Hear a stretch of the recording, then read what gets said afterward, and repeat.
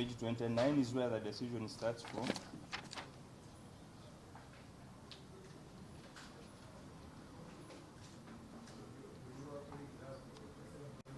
They do, my lord.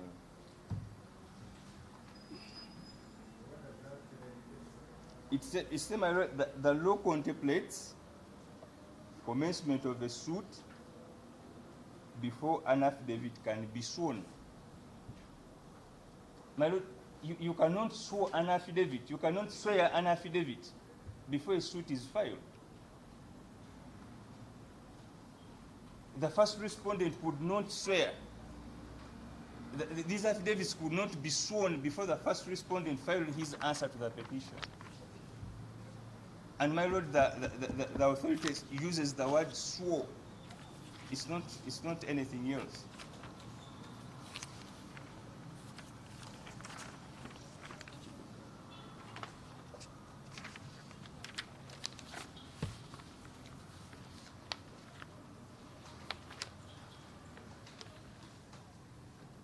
It follows, therefore, your lordship, that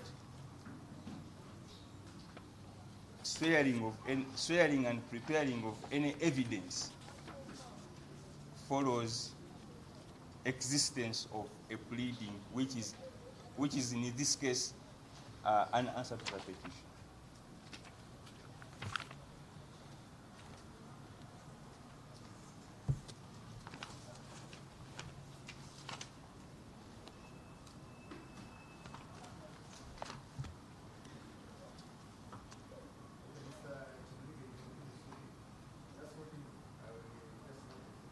I am obliged.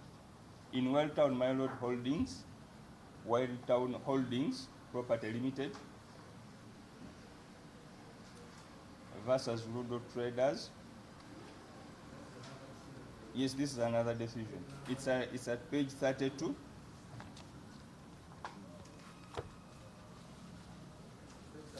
Yes, page 32. Yes, same volume, my lord. Yes. It's at 32, but the highlighted part is at 76. Just to refer to the page where the holding is.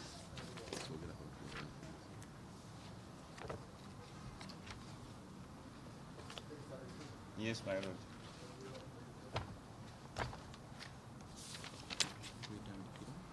My lord, this is where the decision starts from.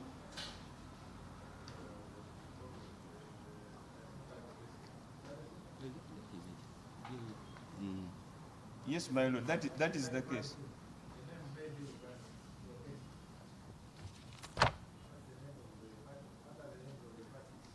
Welltown Holdings Property Limited.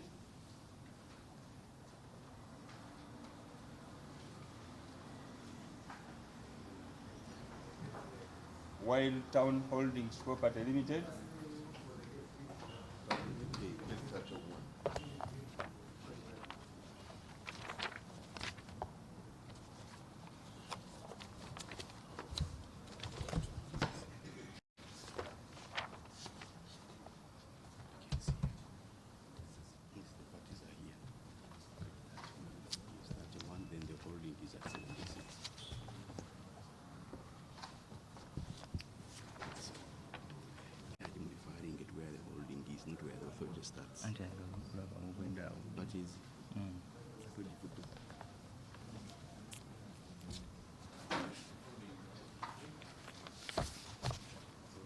The holding, my lord, is on page 76.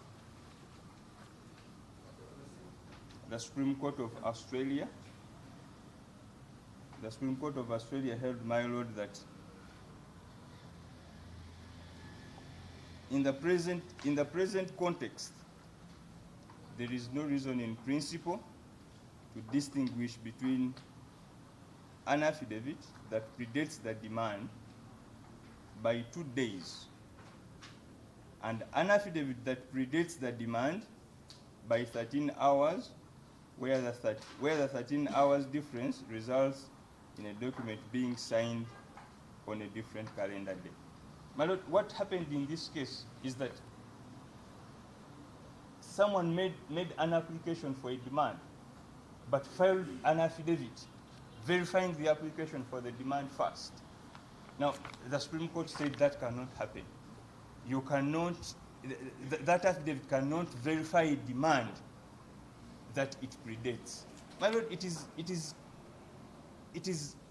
like giving birth to the child before getting pregnant.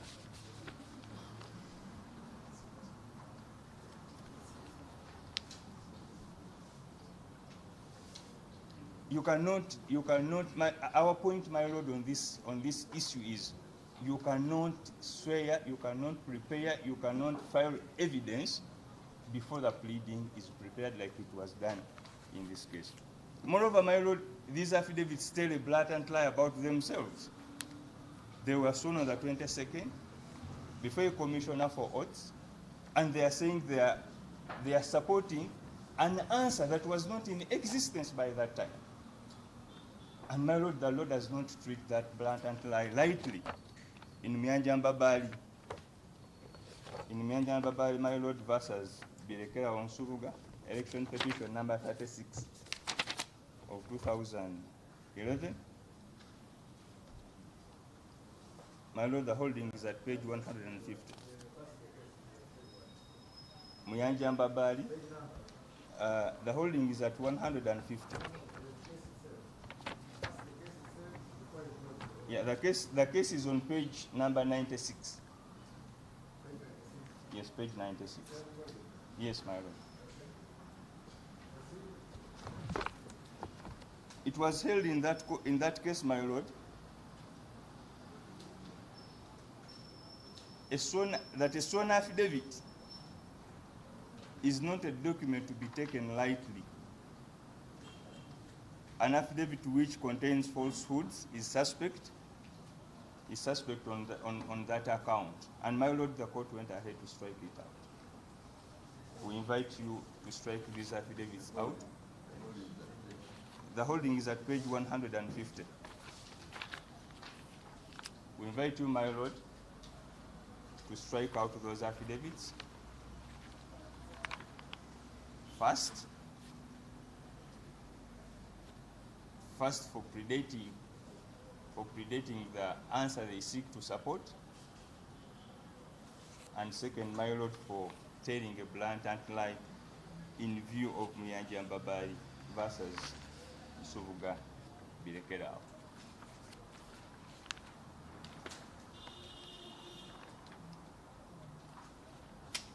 My lord, the second primary objection relates to the affidavit, to the annexure on the affidavit of the first respondent.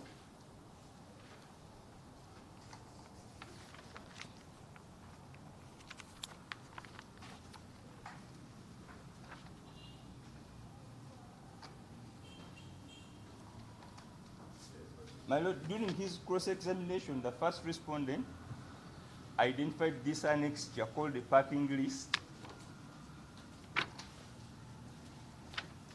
identified it as a parking list, but my lord, throughout his evidence, he does not make mention of this annexure.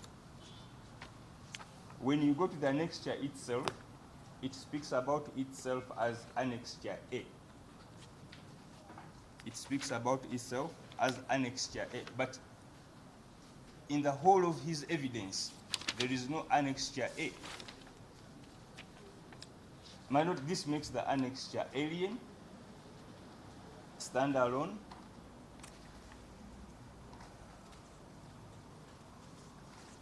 it makes it alien